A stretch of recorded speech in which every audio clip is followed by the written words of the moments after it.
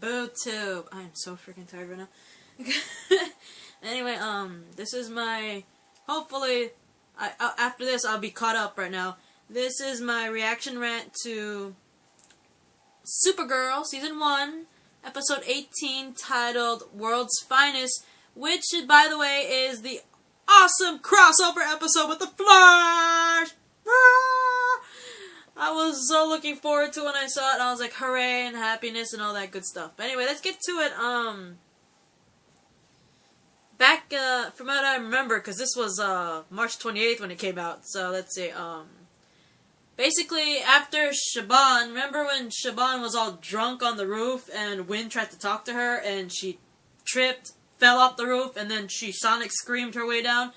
Yeah, back at the DEO, Shaban is being treated after surviving her fall, but the DEO can't offer any explanation for how she managed to get supersonic scream powers. And, the doctor at the DEO tells both Winn and Kara that Shaban let out a sound wave so powerful that it actually managed to cushion her fall. But the thing is, she's still human. So they're like, okay, she's not an alien and she has powers. She's a human being with powers. So obviously, in the world of the Flash, it's kind of like a meta-human, if you think about it. Well, in the world of the Flash, it would be. But anyway, Shaban's like freaking upset because of the doctor's lack of insight on what the hell's going on with her. And also, she's kind of mad at Winn for never telling her about knowing Supergirl. Or even knowing about the DEO in general. So she basically storms off, right? She storms off and leaves, but beforehand, she manages to hear Leslie Willis. You guys remember Leslie, right? She used to work for Cat Grant. She became Livewire after her little helicopter incident. Yeah, she's at the DEO all in prison, and Shaban hears Leslie, aka Livewire, talking to, Livewire is being interrogated by Lucy about some incidents that they think is connected to her. And, Shaban overhears the fact that, Livewire hates Cat and Supergirl and wants to kill them both, right? And while that's happening, Winn goes over to her to see if she's okay, and all of a sudden Shaban starts seeing images of a banshee. She goes all like, oh my god, ow, and she sees this banshee, and all of a sudden she goes all stone-faced and leaves Winn basically in the wind, if you think about it. So, that starts happening, and you're thinking, oh shit, is the transmutation moment happening with Shaban? Is she turning into the banshee? But anyway, if that wasn't a good hint, if her doing this supersonic scream of death that saved her from falling off a roof was not proof enough that she's turning into the Silver Banshee, her seeing the Banshee in a vision in her head could pretty much tip you off, right? But anyway, back at Catco, Cat's all has this cute moment with Kara where she's tempting her with cupcakes during a conversation about her relationship with James. And during all that, Shaban is walking down the street and she's seeing those visions of the Banshee again. And she ends up going stone-faced again, like, all diva and all that stuff. She ends up storming into Catco Plaza. And Cat's like telling Kara, call the police and all that stuff. And Winn, he tries to reason with Shaban, like, Shaban, you aren't supposed to be back here. You're gonna be thrown in jail. But she doesn't listen and pretty much pushes him aside. As Kara tries to slow Shaban down, try to talk to her, saying, Cat doesn't want you here, I have to call the police and all that stuff. Shaban ends up using that supersonic scream that saved her life and sends Kara flying out the window like, pfft. And before Kara could hit the ground, we all know Kara's gonna be okay. I mean, she's Supergirl, right? But, naturally, she can't really show that because, she's Kara right now. But still, before Kara falls to the ground, a portal comes out of nowhere and opens, and someone rushes out of the portal at high speed, I wonder who, and catches Kara in the free fall, and then ends up carrying her all the way to this open field and, like, literally just setting her down. And then they have this cute little awkward moment where it's like, we see it's the Flash, right? And he's like, oh my god, you're on fire. And she seems so unfazed by it, right? And he's like, okay, what's happening? All of a sudden she flies in the air, clothes falling on Flash, which is pretty funny. And so he chases after her, You know, Kara as Supergirl sees the Flash and decides to crash land and talk to this little speedster. And Kara reveals herself to be Supergirl, and the speedster introduces himself as Barry Allen, aka The Flash. And he also reveals that he's also from another universe, because he's like, I'm on a different Earth.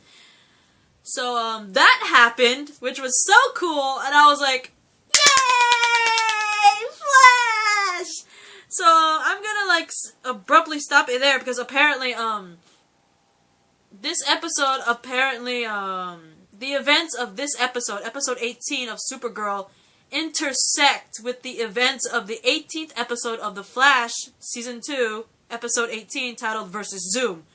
So yeah, that they correspond. 18 and 18, they correspond with each other. But anyway, where was I? The Kara and Barry end up returning to Catco, where, you know,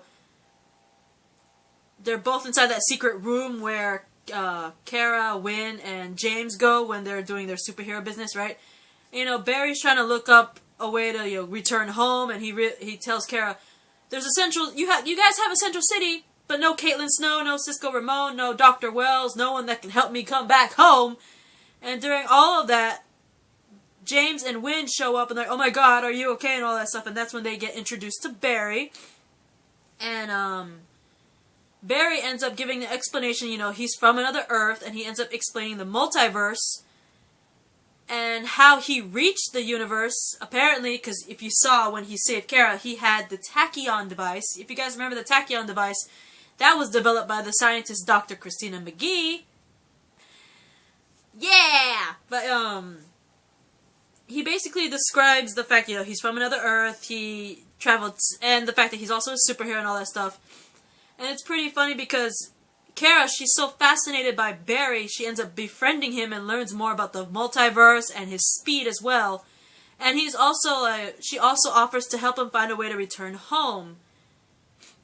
And in return, Barry, he's just as intrigued by Kara because he learns from Winn that she's an alien, and so Barry is so intrigued by Kara's Kryptonian origin due to the fact that, you know, from what he knows on his Earth, there has never been an ET visitation yet. There has been no alien visitations on his Earth as far as he knows.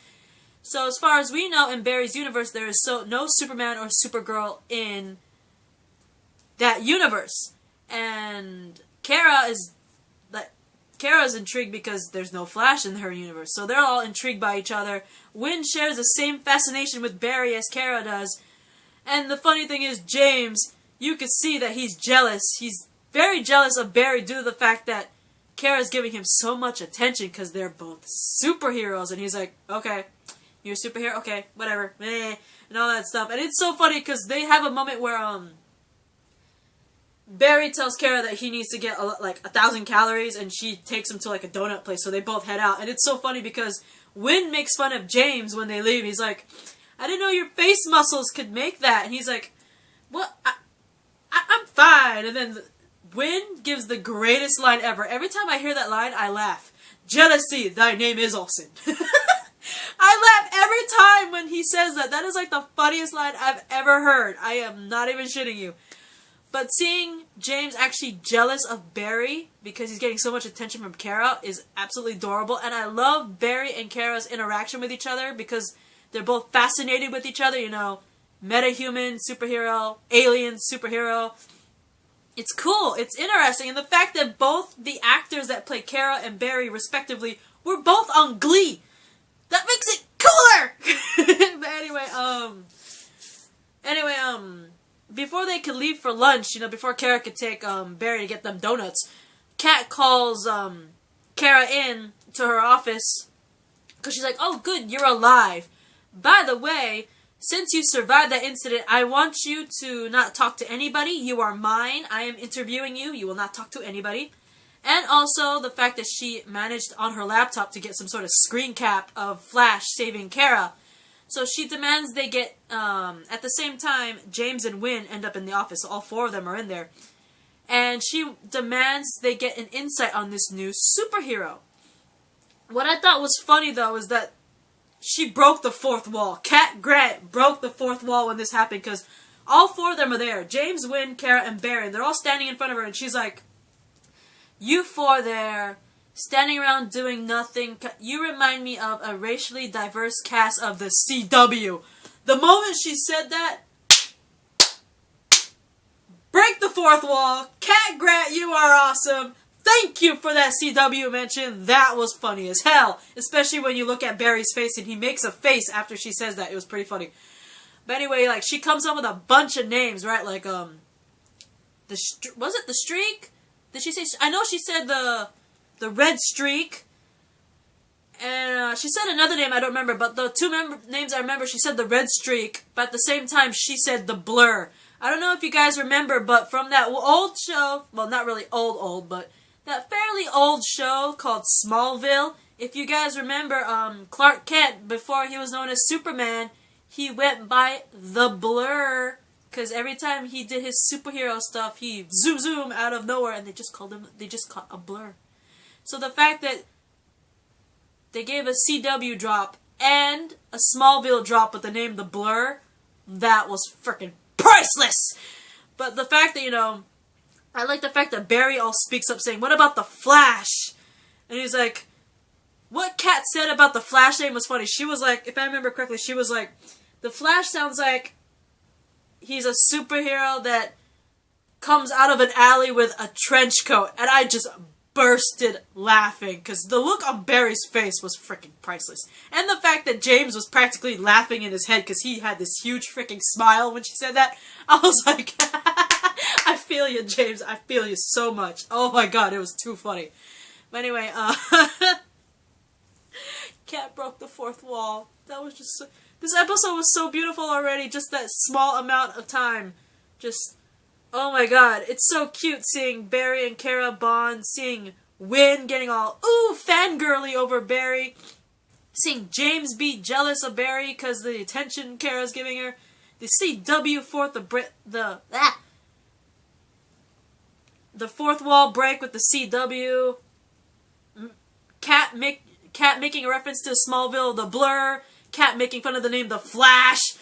Ugh, so good, so damn good. Meanwhile, Shaban, she ends up going to a magic shop, apparently owned by one of her aunties. Her name is, Sinead or something, S-I-N-E-A-D. I don't know how you say it, Sinead or Sinead or something like that. But apparently it's owned by her aunt. And she asks about these visions she's seeing, and her aunt tells her that all the women in their family, because apparently the aunt figured this out already, because, you know, they're hugging and all that stuff, and she's like, "I need your help." And the aunt pretty much already knew what was it. It's like, you see the banshee in your vision, right? And she's like, "How do you know?" And apparently the aunt tells Shaban that all the women in their family are cursed, were cursed generations ago by a banshee. And apparently, if the women in the family, apparently, if they get wronged by somebody, the banshee end up taking possession of the women in that family. So, that's basically what's happening to, Shaban, because she's been wronged by Kara. You know what I mean? And it's pretty funny that she asked her aunt, like, how do we get rid of this and all that stuff? And they said, the aunt pretty much tells her, in order to stop the banshee from possessing you, you have to kill the person that wronged you.